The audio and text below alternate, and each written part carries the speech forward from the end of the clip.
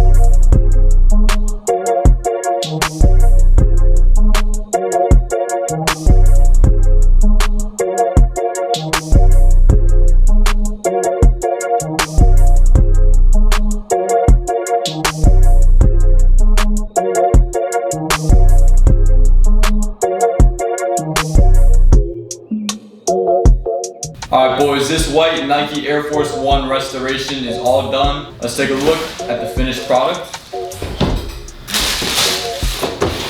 So, we went from that very yellowed and dirty, very beat up pair of used Air Forces to almost, I wouldn't say quite brand new again, because they're still, pretty creased up and, still have some scratches and definitely not nearly as white as they need to be.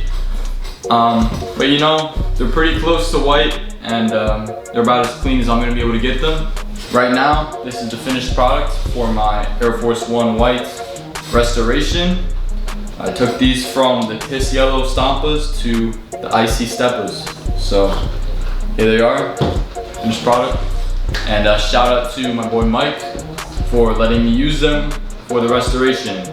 You're welcome, and you owe me one. As you guys can see, here's another look at the finished shoes.